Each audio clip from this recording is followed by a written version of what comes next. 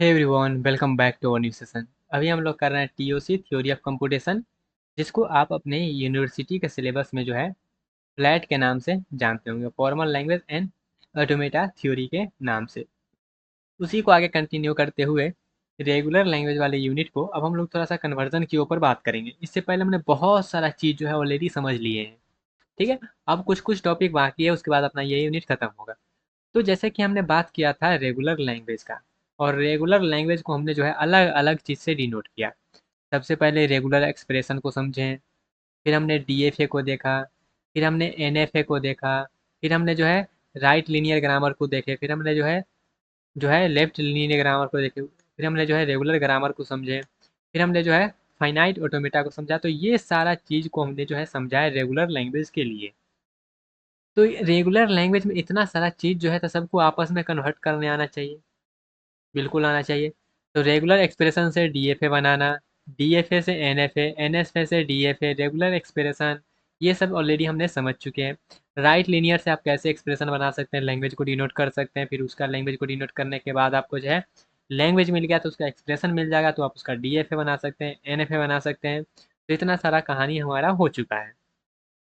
अब थोड़ा सा हम लोग बात करेंगे कि every regular grammar can be converted into finite automata. जो भी हमारा रेगुलर ग्रामर है उसको हम फाइनाइट ऑटोमेटा में कन्वर्ट कर सकते हैं, और जो भी फाइनाइट ऑटोमेटा है उसको हम लोग रेगुलर ग्रामर में कन्वर्ट कर सकते हैं।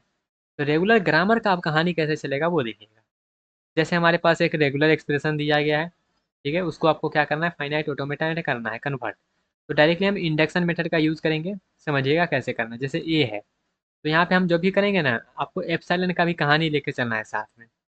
एप्सिलॉन का भी कहानी लेके साथ में चलना है। जैसे ए है, तो ए को हम कैसे, यहाँ पे मिनिमम वगैरह का आप टेंशन मत लीजिएगा, करते जाइए बस। जैसे ए है, तो ए को हम कैसे डिनोट करेंगे। तो जैसे कि मान लेते हैं, इधर गया,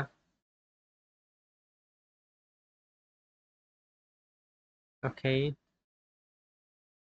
ये क्या हुआ, हैंग हो गया, ये ले भाई तू यहाँ पे आ जा। ओके, तो जैसे ए है, तो सबसे पहले हम क्या करेंगे, स्टार्ट से स्टार्ट करेंगे, फिर ए लेंगे और हम लोग क्या करेंगे, वहीं पे आ जाएंगे और ए हमारा मिल जाएगा, एक्सेप्ट हो जाएगा यहाँ पे। बिल्कुल सही बात है मास्टर साहब, आप ऐसे बिल्कुल कर सकते हैं। हाँ, बिल्कुल तो कर ही सकते हैं। तो ये हमारा क्या हुआ, इंडक्शन मेथड है, सिंपल सा। फिर हमको अगर ए भी चाहिए तो हमको ए मिल गया।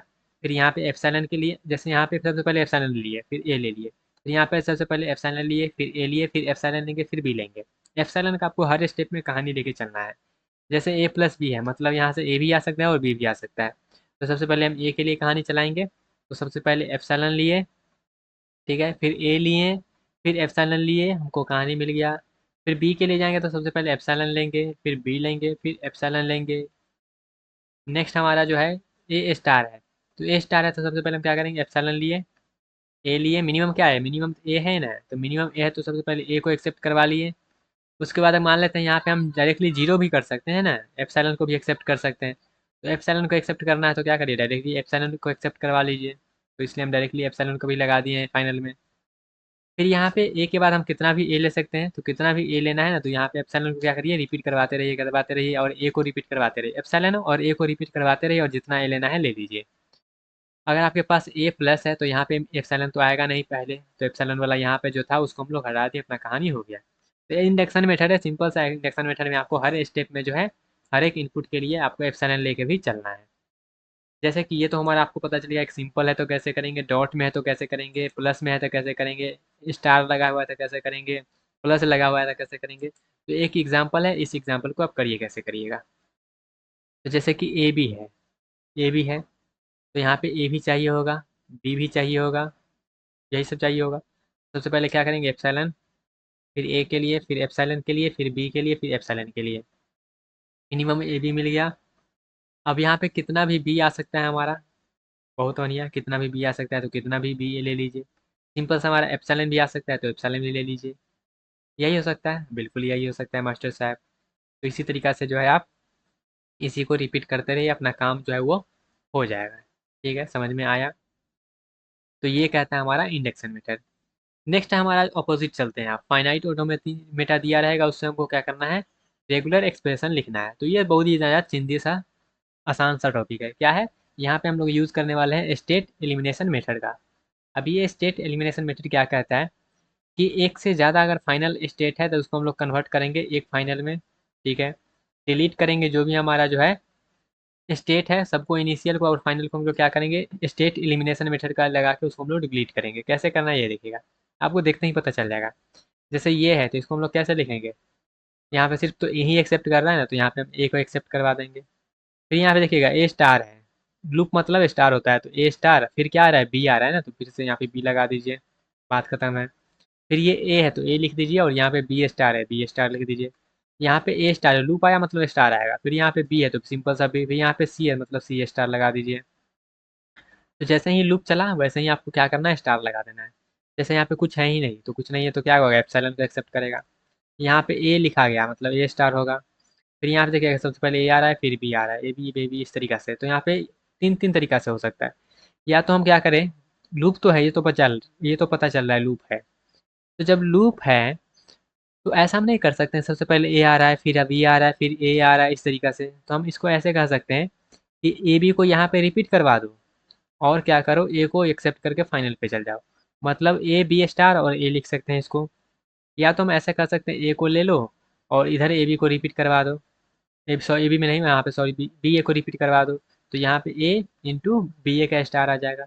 या तो हम कहेंगे ए को ले लो और इधर ए बी और इधर बी ए को रिपीट करवा दो। इस तरीका से अलग अलग तरीका से जो है हम यहाँ पे एक्सप्रेशन को लिख सकते हैं अगर हमारे पास जो है फाइनाइट ऑटोमेटा दिया हुआ रहता है तो।